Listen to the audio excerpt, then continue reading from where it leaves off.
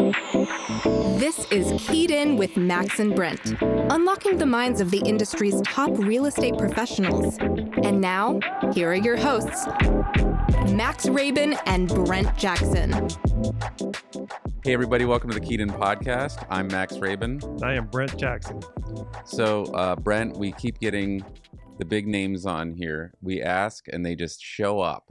It's amazing. That is correct. So today we have Ben Roth. Ben Roth is from the Ben Roth team at Washington Fine Properties here in Washington, D.C. Ben Roth, I don't know. He's like one of the top. I will have to ask like where he is in the game, but it's like you guys have to be in like the top 5 of all the. Yeah, we're right around the top 5. I think in the small teams we were number 2 last year, right behind Hyder. Yeah, just barely behind him, and then amongst the bigger teams we're right there. So we're right near there. Yeah, so you're right at the top. At the top. I mean, so for our listeners, who are always like we're trying to solve the mystery of these top agents and talk about how you guys got there. Yeah. Like this is like now you're at like the top level of success, and so we can just get into like what does it take to get to this level? So. If you look back at the beginning of my career, I originally started, I'm from Wisconsin originally, okay. And I came here in 2004 with a suitcase, basically, not knowing what I was going to do. I had an econ degree and a business administration degree. And so I started applying with 5 million different sales jobs, basically. Mm-hmm. And I started with Bill Moody after going through 4 of his working interviews and going through his boot camp. And so I was... Bill Moody, the owner. Bill Moody, one of the owners of Washington Fine Properties. Mm-hmm. Which was a fantastic experience, but it wasn't necessarily for me right away. But at that same time, Ellen Morell's assistant, who's a top agent at WFP as well, and she's kind of slowed down a little bit, but she became my partner later on in my career. But I ended up working for Ellen for probably 10 years, along with Matt McCormick and Patrick Chauvin. Right. That kind of took off my career. That was the basis for it. And so a lot of people always ask me, they go, what would you tell anybody? I'm probably jumping ahead for you guys. But what's kind of your original advice going to these new agents starting out?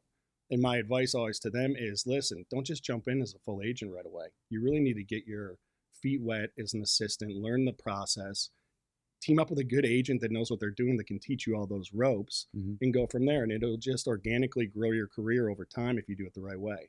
Mm-hmm. So that's how I started. And 2004, I've been here ever since at Washington Fine Properties. We did take a 1-year sabbatical, I call it, to go somewhere else for a year that didn't work out. And so I've been there at WFP ever since. Yeah. So how long were you under Bill Moody? About 6 weeks. I was going through his boot camp for about 6 weeks, and I was like, this just may not be the right fit for me. And I love Bill. I mean, Bill's a mentor to me today. He helps us through a lot of different problems, processes, etc. I learned a ton from him in those 6 weeks, but I've continued to learn from him throughout my career. Well, I'm just curious. So you call it a boot camp, but was it literally like, this is my training program? Like, this is how I'm going to train you? Like, exactly. Yeah. That's exactly what it is. And Bill has produced a ton of successful agents. If you really look back, and he's gone through that training program over time. HRL's done phenomenally at WFP. Another top group. He's like the Bill Belichick, right? The coaching tree starts there, and then it just sprinkles throughout the industry. That's right. And I would say all WFP management is like that in a way. They all have their own different ways to teach and grow the agents' careers over time. But learning from Tom Anderson, Dana Landry, they're all owners of WFP, Mark Chappelle. They're all great in their own different ways. And it's been a huge boost to my career over the time. Is there one secret that you can share with us that really was a game changer during your 6 weeks of training under Mr. Moody? Bill's all about details. And you learn details quickly with Bill. And if you don't get the details right, he'll call you out on it. And that quickly made me focus more on everything over time. What details? Like details about the clients? Details about the clients. There's a calls coming in. Yeah. What time did they call? What did they ask for? What did they need me for? What is the problem? He wants you to preface everything before he gets yelled at on the other side of that phone, possibly. What is the issue? And you're kind of on the front lines of that. So, listening to him speak with clients was really beneficial. And how he problem solves, right? Where someone's coming at you from one way and he can shift a little bit around to figure out the problem and how are we going to fix it. Because ultimately that's what you're there for with the clients. You face problems every day, right? Absolutely. And so you have to figure out how to overcome those. And I think Bill's really good at that. Interesting. So it's more the details with the client, not necessarily necessarily, I guess, so the details in the description on the marketing pieces, that's important as well, but just knowing all the facts of what's going on around you Correct. and what's going on with that particular So client. fairly meticulous. Very meticulous, I would say. Yeah. What time did that person call? That's what like, did they need? Yeah. What was their temperature on the phone? That type of thing. That's kind of old school. I think when I first started working with Jonathan Taylor, 20 whatever years ago, he had an assistant who is a pretty uptight guy, and that's how he kind of taught me to keep files. Right. Like handwritten files with the cover sheet and literally every phone call that came in, what was discussed. And things have changed so much with email. You kind of have a record of a lot of conversations, text and email. Right. So Bill used to always say, speak to the document. So I faxed this at this time on this date. So when they come back and say you didn't do it, you can pull that document back out and say, I did do it on this date, and that type of thing. Sure. The details that go into everything. Sure. So, okay, yeah, we did kind of like skip ahead, although that's like key stuff there. I want to go back to the 6 weeks though. The 6 weeks, was that, so you left the boot camp early, or is it like a 1-year boot camp, or how does? Bill's boot camps, they can go on forever, but that was my version of his boot camp, because I couldn't take his boot camp any further. And I ended up just saying, listen, I'm going to go a different direction. It just so happened Ellen Morell's assistant was quitting at the same time I was. She was going back home.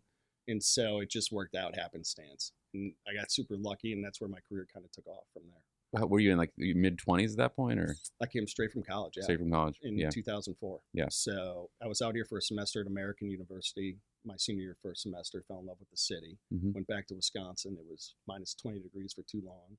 And I said, let's go back to DC. And a friend of mine that I met on that semester called me up and said, I need a roommate.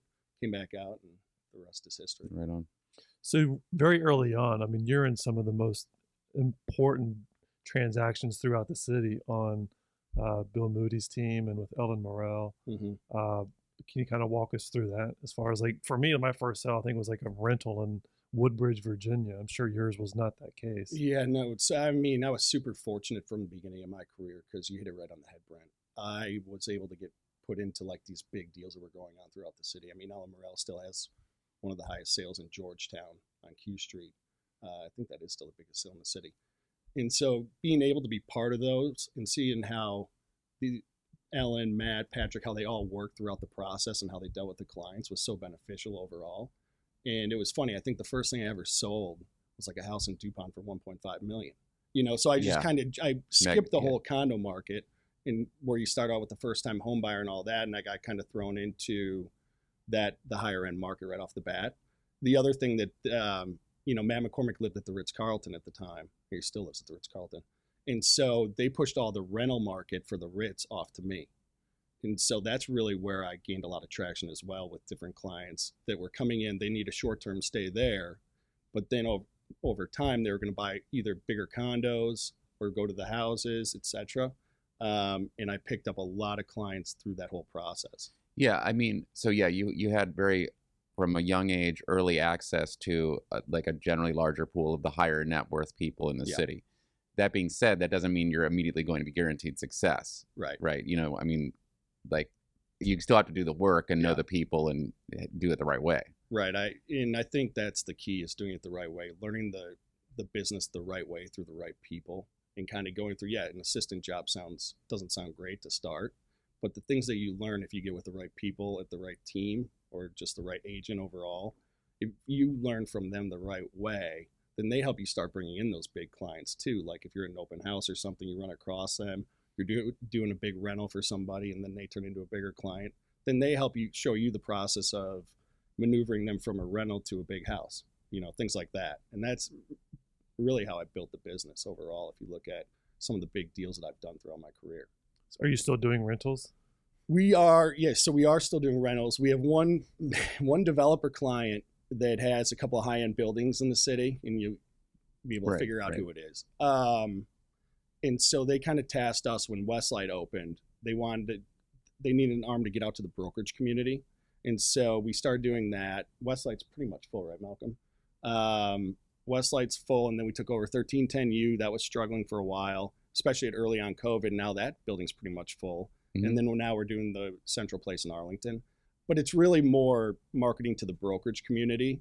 We do pick up some people through that, but I would say less tenants we have face-to-face with and more of the agent community. For our listeners, Ben has his assistant here, Malcolm, correct? Just so that people listening on the TV or on in their car on their AirPods, Ben's not talking to thin air here. There's a guy here named Malcolm.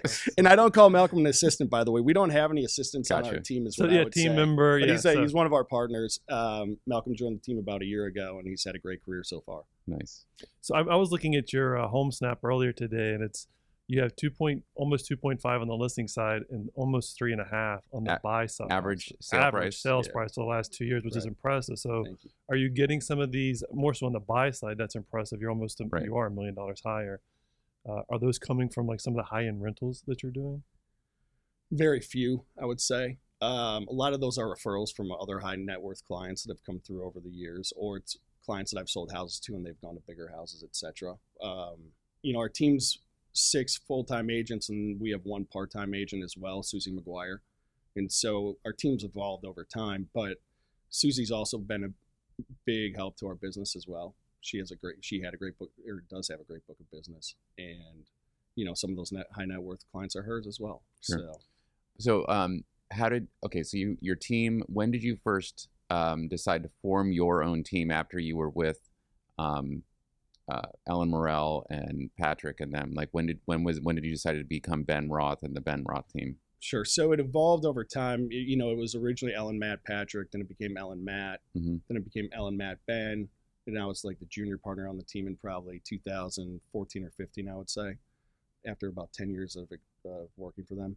And then from there, we did take a 1-year hiatus and we went over to Compass. Ellen, Matt, and myself. And then Hadley Allen was on our team at that time. She's still on my team. And we had 2 assistants, or 1 assistant, and then we had another one. We were over there. And so Matt went into a management role over there at Compass, and then Ellen and I formed our own team. And it just, for many reasons, it didn't work for us. Sure. From what we were used to with the management style at WFP compared to Compass. And so for our team, Ellen and I just decided after about a year, it was time to go back to WFP. So Ellen and I went back with Hadley and 2 assistants at the time. And then from there, so that was like 2018, I want to say. And from there, it just kind of organically, Ellen slowed down a little bit and I was ramping my business up. And I just decided, it's time for me to start my own team, basically. And so it started with myself, Hadley, and Sassy Jacobs by that time joined our team after we came back from WFP. And right around 2018, 2019. And then from there, it's just organically grown. Susie was kind of slowing down her business. Lucy needed somewhere to go. Lucy Blundin's on our team. She needed somewhere to go, and it was kind of a perfect fit for me because I needed some more admin help at that time because our 2 assistants ended up leaving right around that time. And Lucy slid in. And then after that, Lauren joined us about a year ago. And then Lauren Pillsbury, and then Malcolm Dilley joined us. That was 2 years ago, and Malcolm joined us about a year ago. So it's kind of just all grown organically over time for the right reasons. We're never looking to really get that big. I think we're about as big as we want to get. I know you have a big team, Brent. We're kind of capped out, I think. We are. I do have people kind of come up to me every now and then. Are you looking to add? And I think we're really in a good place where we are right now. Yeah. So when someone does come up to you, because we've gotten blitzed the last couple of weeks with people asking that exact question, are you guys hiring? Is there room on your team? Ironically, we've had 4 Redfin agents in the past couple of weeks, and they're going through some turmoil on their back end. But what is your answer to those agents when they come up and it's like, so here's my answer. If someone comes up, I'm like, we're not looking to hire, but we're also not going to turn down the right person if it's a right fit for the group. Yeah, and I think that's right. That when we were at 5 before Lauren joined us 2 years ago, I thought we were at the right size then, and then it just made a lot of sense why we were going to bring her on. We do a lot of work in Spring Valley, Wesley Heights, Kent. She lives in Kent. She had a good book of business in Kent, and we wanted to increase her business. I think we've doubled to tripled her business over the last 2 years, basically, which is she has, but I think with our help a little bit. But when I never shut anybody out, like you said, Brent, but it's more I go back to the team and say, do we want one more or not? Because it's not all my decisions. It's really the team's decision at the end of the day. And that's how I try to run it, that we all make a decision together. I don't make all the decisions. So, and we have a lot of good chemistry because of that. I think we're like another family outside of our own families. Or I'll try to find them another spot. Is there somebody else in Washington Fine Properties looking right now that you could be a really good fit for if it made sense, and talk to Dana Landry, the principal broker, and see what he thinks. So we've done a lot of that over the years. I think it's interesting because, and I don't know if what you're doing is intentional or not, but when I think of your team, I think of like, you guys are obviously like a good unit. You guys seem to like mesh well together, but it doesn't seem to be like, it's like all Ben Roth with his like people working under him. Like everyone sort of has their role. And then I know like Lauren, for example, I mean, she has her own incredible business too. Yeah. And I think that's the goal. The goal is not to have it be, we call it the Roth team, but it's not the Ben Roth show. It's the whole team show. And I think everybody's benefited from doing it that way, where leads come in and it may be, you should run with this because it doesn't make sense for me to run with it. And that's the nice thing about our team as well. We're versed in different neighborhoods, right? So Malcolm's doing a lot of our downtown business, like the Shaw, Petworth, Columbia Heights type thing. He's also doing a lot in Georgetown. He just landed his first listing over $4 million in Westlake and Keys, which is great. Congrats. Which is great for his first year. Lucy lives in Chevy Chase. She's building out that business. Hadley's in Cleveland Park, building out that business. And Sassy's in Bethesda, and she's all over the place. She has the highest sale ever in Bethesda. So, it's really a whole team effort. They just say the Roth team, but it's really everybody at the end of the day. And it's a lot of fun. We have a lot of fun, if you haven't noticed, on Instagram and everything else. Yes. Our goal is to have a lot of fun together. Yeah. Again, going back to Home Snap, I guess Malcolm's always the one on the east side of 16th Street, because 16th Street going all the way up to Montgomery County, like you guys have little dots all over the place, and there's a few over on the east side of 16th, and I guess that's all attributed to Malcolm. Malcolm does a lot of that business for us as well, but he also lives in Georgetown and is starting to build that business out. Mm-hmm. And what's your neighborhood? I'm actually in River Falls. Okay. And it's funny. Everybody says, why aren't you in River Falls doing a lot of business? There's a lot of fish in that small pond. Yeah. And our office is above Chef Jeff's by American University. So I've always kind of been in upper Northwest, close in Montgomery County.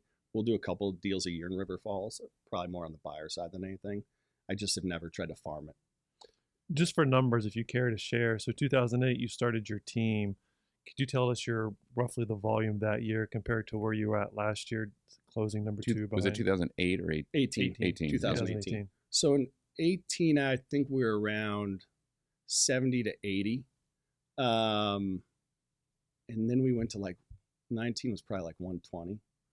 And then 20 took a big jump up to 180. Then we went to 205 last year. And I think this year we're right around 160 to 170. It's so hard to tell we know what we're doing, but the whole market doesn't see what we're necessarily doing, because Bright, with all their rules and the off-market deals that we're doing, Oh, sure. Not everybody's getting the correct data all the time, but we're right around 160 to 170, somewhere in there. So it's impressive. You essentially doubled your book of business. Yeah, we've doubled it over in 2 years about. Yes. But that was also adding people to the team over time. Sure. But it's not a massive team with 20 agents, no. Right? Yeah. It's a lot of average deals right around probably 2.5 to 2.8 million. I think last year Malcolm looked at, since 2020, we've done 26 deals in the last 2 years above 4 million. And that includes private placements. So it's about 10 to 15% of our business is done on that higher end, but we also do a lot of lower end as well, to make the whole thing work. So you were talking about brokerages. So you started at WFP working with Bill Moody, and then your group that you joined after that, you took the hiatus, like you mentioned, to Compass, then came back to WFP. You don't have to talk about what didn't work or what worked at Compass, but tell us about WFP and what do you think in terms of a brokerage? What sets WFP apart from the other brokerages around? Because I'm sure you've been recruited by everyone else, obviously. So. WFP is all about the management, in my opinion. They've kept it small. They kept it as a real boutique firm, 160 to 70 agents, which matters. The collegiality there is impressive. We're always sharing information. You get to some of these brokerages where they're not so sharing, I think, in my opinion, and they want to kind of go into their own little corner and do their own thing, whereas WFP has been really collegial. I've also learned so much on a daily basis, I do a lot with Dana Landry, and he's been a great mentor to me. Bill was a great mentor, obviously. Tom Anderson, learning about the high end from him and working with him on some of these big deals has been unbelievable. I would say, you know, Tom originally started at Sotheby's. He helped build out the Sotheby's Carriage House, their national realty brand. And then when they got bought out by Sundance, WP already existed as an affiliate. But then when they went to franchising, obviously TTR took the franchise and WP went off on their own direction. Right. But Tom has been super influential as well in my career, and especially in the upper end business that we've done. Yeah. So I think the management definitely sets the firm apart. None of them actually do any brokerage. They're not selling anymore. Bill was selling until probably 2016, I want to say, or 17. So having them all managers, all there all the time, makes a huge difference for us. And it really helps our business. Whenever we run into a big problem, getting Dana on the phone with the seller. I was on the call with him the other day trying to figure out what we're going to do with a $4 million property. And he kind of glided right through it. And I was like, oh, that was really brilliant. So things like that make a big difference for our team, at least. Yeah, there's still, I mean, once you get to understand the higher end brokerage and these smaller companies like this, you realize that those guys get a ton of calls. Yeah. I mean, their networks are huge. I mean, there's decades of stuff. Yeah. But they don't, I mean, they may be actively involved somewhere in there to sort of help with the transactions. Obviously, they are managers, but their names are not on anything anymore. Right. Yeah. And it's nice to have that, you know, and they'll go to your listing appointments with you and they'll help you deal with contracts and they oversee all the multiple offer situations. And yeah, they're great. So that's really great. It's a big plus. It's a big plus because you can walk into an appointment if you feel like it's necessary and they're there to like back everything up and it's like the big guns. Yeah. And it's funny. We've been up against a couple of other WFP teams recently. Mm-hmm. And I'm probably going to give this secret away. Yeah, how does that work? I don't know why I'm doing this, but you can cut it if you want. Cut the mic. Dane is going to say, you idiot.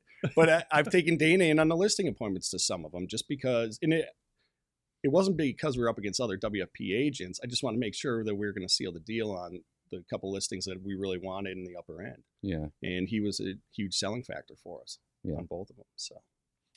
Someone told me once, and you can correct me if I'm wrong and we can edit this out, but it seems like if a big league comes into the firm, it's advantageous for the firm to say, interview these 3 of the best agents and pick these 3 and they're all in-house at WFP versus like one from Sotheby's, one from Compass, one from WFP. Like keep it in-house and interview my 3 best agents.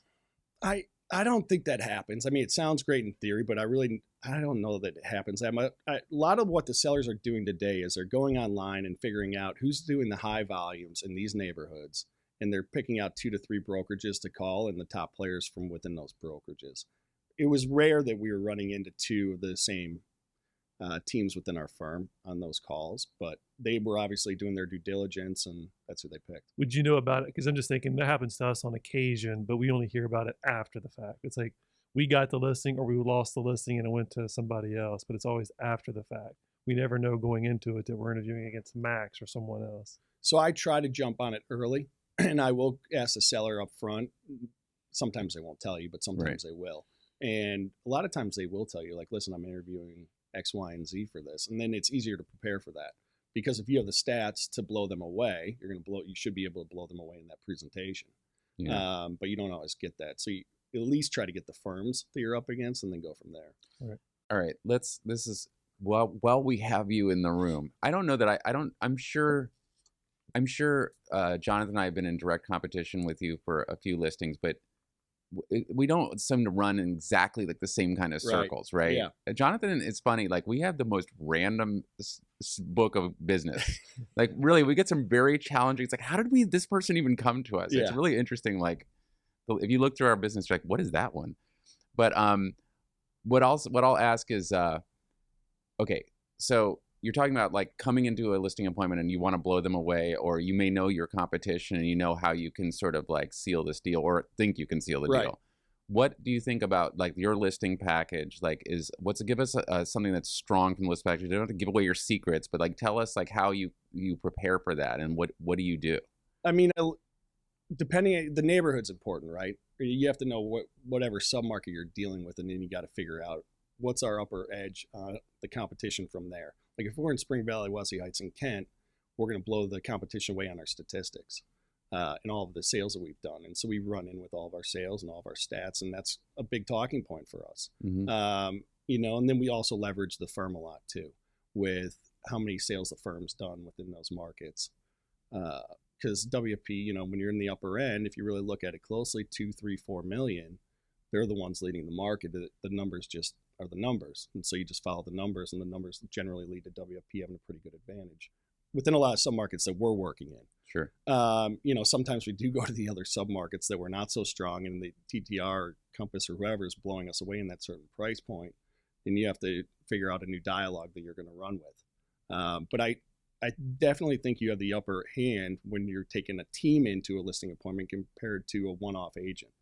And there's a lot of great one-off agents. Don't get me wrong. I mean, Michael Rankin's as good as they get, but well, he has a team. He has a team people behind too, him but at the yeah, end it's of the his day. yeah, right. But it's Truthfully, Michael.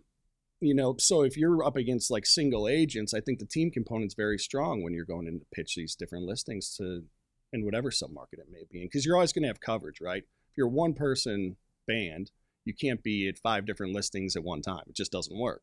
If you have a team, you can cover a lot of ground at the same time, which is really beneficial, I think, for all the clients at the end of the day. So what is your pitch if you flip that?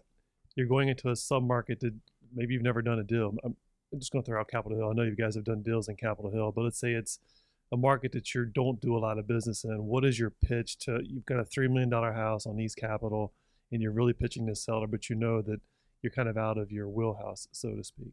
I think we're going to bring clients and agents in that aren't necessarily in this submarket, but this is such a special property. We're going to pull them in from other submarkets and cast a wider net than you're going to be casting with the Capitol Hill expert necessarily. Okay. Especially if it's in the upper end. Right. If it's a $1 or $1.5 million deal, most likely it's going to be a Capitol Hill agent may want to go with. Sure. But we're also bringing in more people to, and like Kaylin Monahan just sold that big house in Capitol Hill. It's one of the highest sales $5 ever. million. That's a big It was price. a great sale for her and great sale for Nancy's team. And that was bringing in the team that doesn't necessarily do all the Capitol Hill business. They really are built out of Georgetown, but they're expanding over into that region. So there's just different ways to approach it. Okay, let me just select really quick. For those listeners that are just tuning in or skip through the first half of our chat here, we are with Ben Roth from Washington Fine Property, mega agent with throughout the industry here in Washington, D.C. All right, Ben. So marketing. I see you guys on social media. You were talking about like you guys have a lot of fun. That's what I see. Like your social media is sort of geared towards like some of the things you're doing in the community. Obviously, you guys feature your incredible listings and stuff too. What's your guys' approach to marketing in general, though? Like, how do you set that up? So we still do a lot of direct mail, Mm-hmm. I will say, and we try to cover the submarkets that we want to be in along with our A-list, and our A-list continues to grow. And those are kind of our 500 to 600 people that we've sold houses to, or we want to sell houses to, with direct mail. But then on social media, so I don't have a social media account, but everybody else on the team You personally does. do not I have a personally social do not media. have a social media account, and it's always funny. My wife will say, "Why are you on Instagram all the time?" But I'm checking out our you see a lot of things competitors are doing within Instagram and what's going on out there, and I'm always trying to stay up with that. It was funny on Instagram one time I was looking at one of your colleagues' assistant put on a new listing that was coming soon, but she didn't say coming soon. She just was kind of panning around a Wesley Heights house, and I called him up right away. I said, "Whoa, what's coming up?" Of course. Next day I sold it off Right, market all right. before it got on. So Instagram is a useful tool, and social media is a super useful tool. But they do a great job with Instagram. The team does it. Sassy does a lot of it. Malcolm does a lot of it. Lucy does a lot of it. And they do a really good job. And we try, we do have a fair amount of followers, but not as many as like the TikTok master expert does. And, but I think a lot of our clientele and a lot of our sphere of influence follows us. So Are you it's guys been on good. TikTok? No, we're not. On TikTok. No. No, we're not. On Is TikTok. there- We've thought about it, and one of Hadley Allen's actually good friends from New York is like a TikTok expert, right? Yeah, and we've thought about it, but we're just not there yet. And I don't know that we'll ever get there, and I don't think our clientele pays attention to TikTok. Fair enough. I will say, here's my thing with TikTok. Right? Wait a minute, here we go. Because like Gloves off. no, I go back and forth on it because I built like this audience on TikTok, which I'm like happy about, whatever. It's like the dopamine hit, right? Where you're like, oh, look, I got 1,000 likes Right. today. It's like whoop-de-doo. But I enjoy doing them when I enjoy doing them. Yeah. I don't put pressure on myself, to create that stuff. Yeah. It is effective though, I have to say. And you guys do have some of the most like attractive real estate listed in the city, and it's just, I don't know, it's just another way to get branding and content out there. And I will agree with you that probably like the kind of the actual clientele that you're working with may or may not be on there. Probably likely not.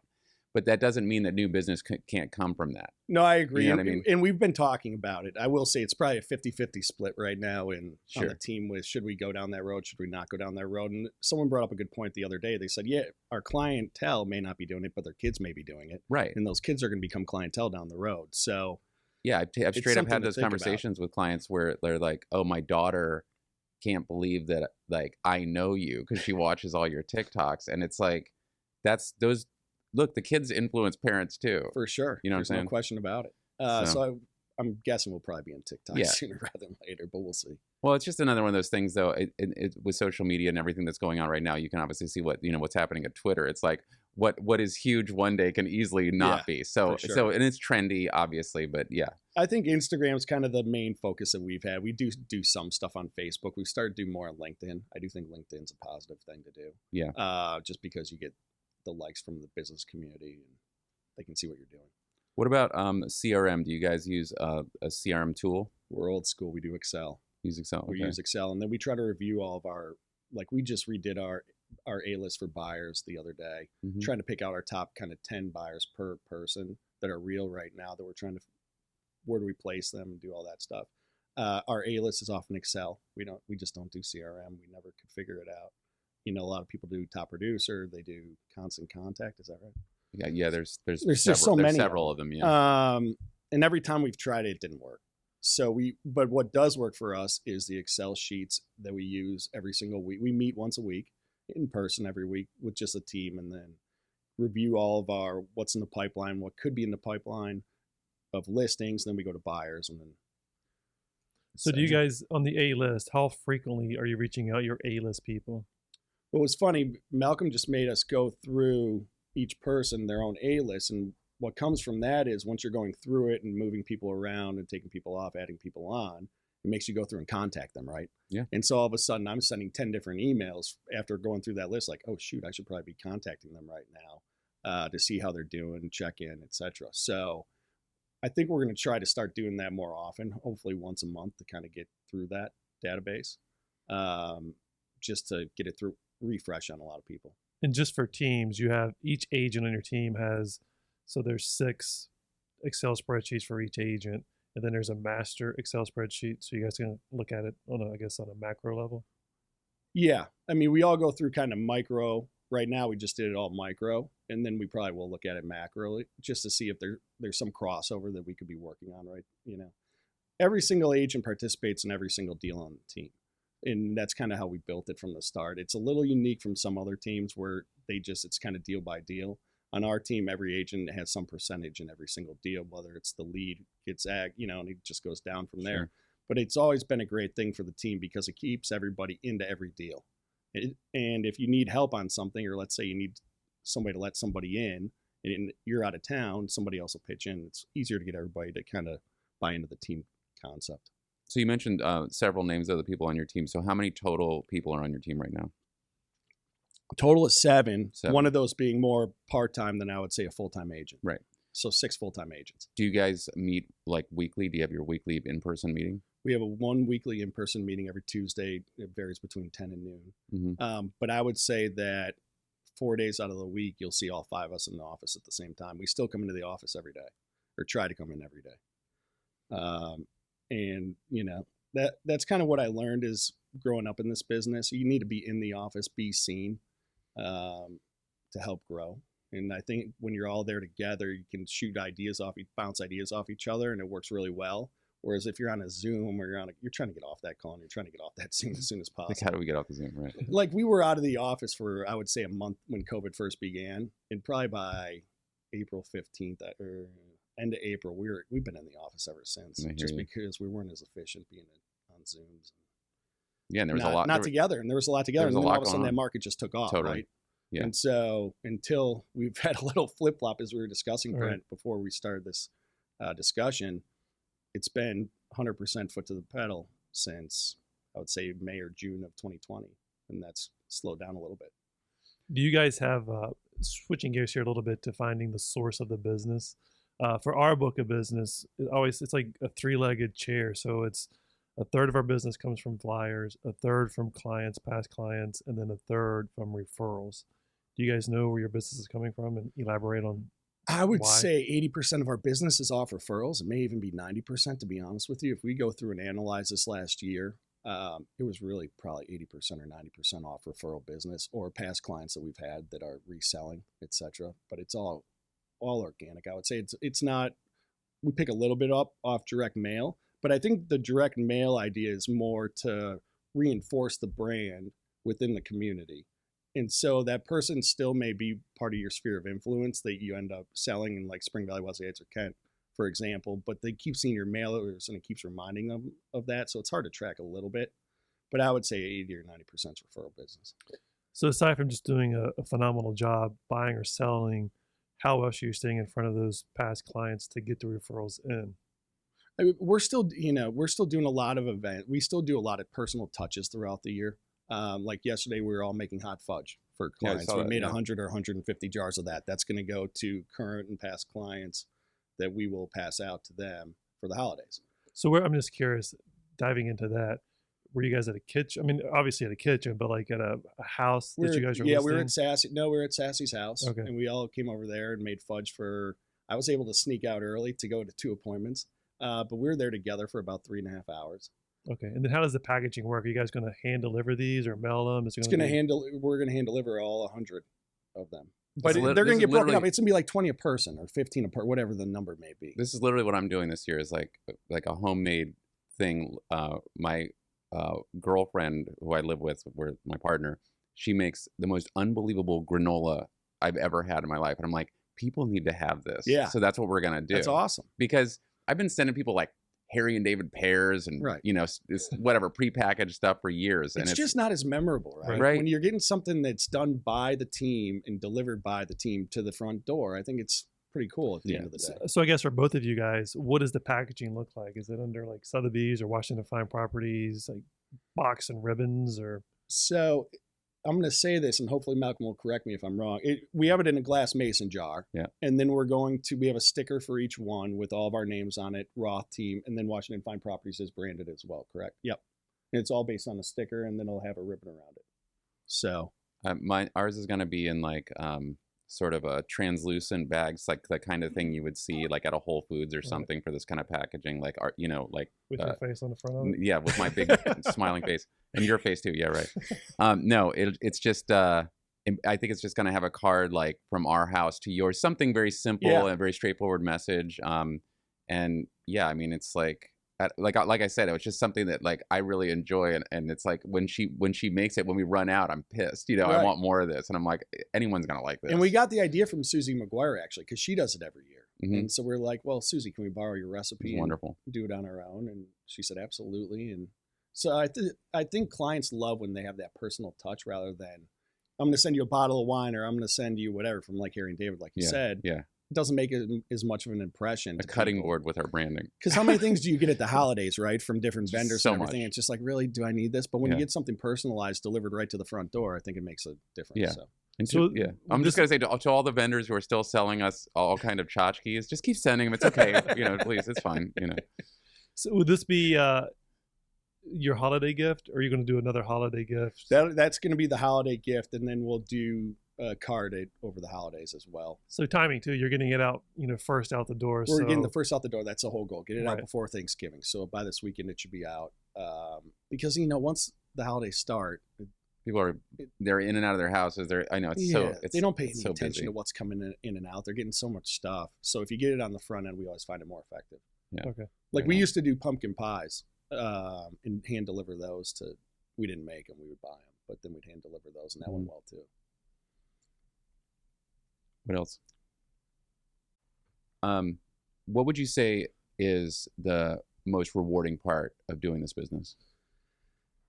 There's a couple of rewarding things. I mean, the most rewarding thing is seeing how happy the client is at the end of the day, right? And if you're getting a new home for them, I love a hard project where, Ben, if you can find this in this neighborhood or this street, we'll make a move type thing, and then you find it for them, and they're so happy. Right, you're watching Instagram and you see like what? Watch Instagram. But the harder the project, the more fun it is at the end of the day. You can sit in multiple offers, not that we're seeing them as much, but seeing those it isn't as fun to me. But to see the client really happy at the end of the day, whether it's a buyer, whether it's a seller, and a lot of the sellers become buyers on the other end. It's super rewarding when you get those emails and those testimonials come across about how great the team was and how well the strategy worked. It goes a long way. Keeps you going every day.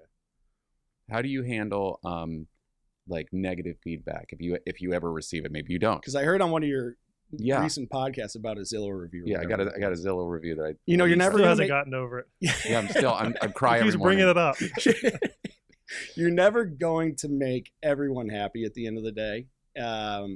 And I think our entire team likes to keep everybody happy. And so whenever we have criticism, we do take it pretty hard. And then the question is, how do we overcome that? And how can we make that client happy at the end of the day? Because at some point in the process, you're going to run into a speed bump 9 times out of 10. And if you did 10, and if you don't, I don't know how you do it.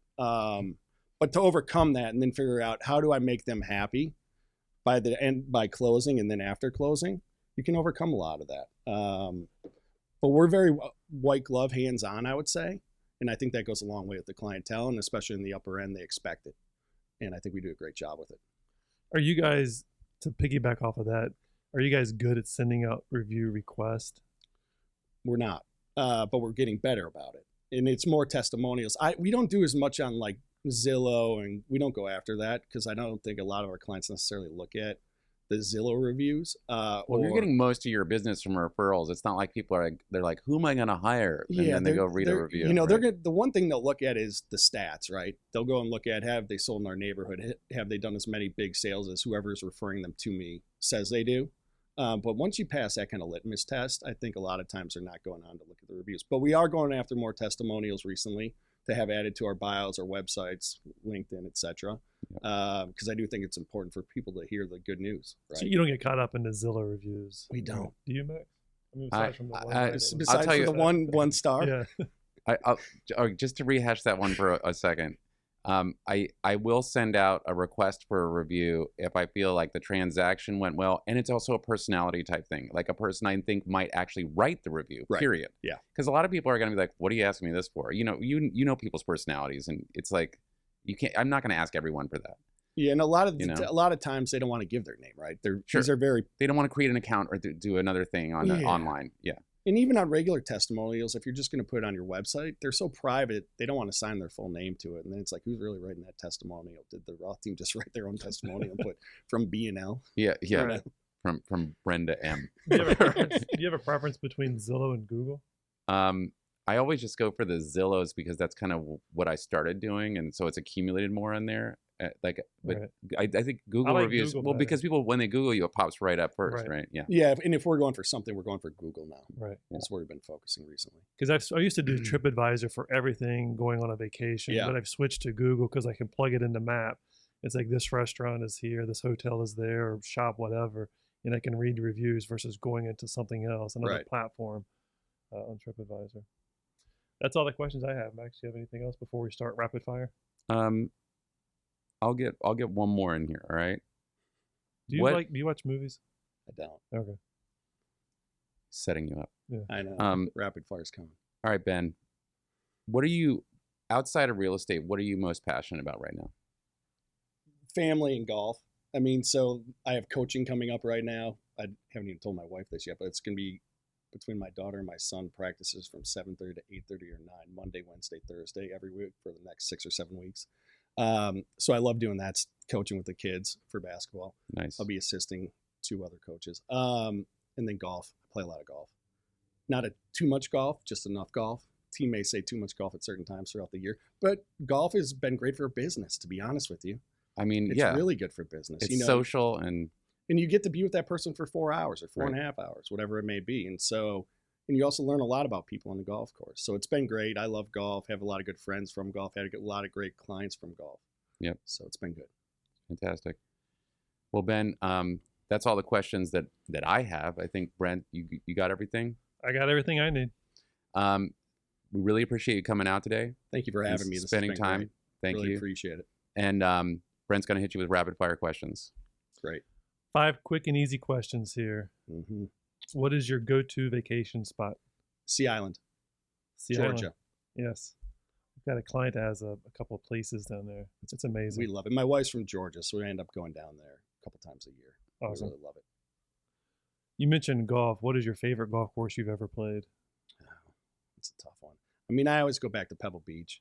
Oh, You know, it's just such a pretty. I've been fortunate in my golfing career to play a lot of great courses, but Pebble Beach with those views and that walk, it's something very special. is that the one? It's the 17th hole. That's the par 3 overlooking. 17's a par 3 going out to the water, and then 18 wraps all the way around with the cypress tree right in there, pine tree, whatever you want to call that. I've had lunch at I guess at the 18th At the hole. bench, yeah. Yeah, which is very nice. Yeah.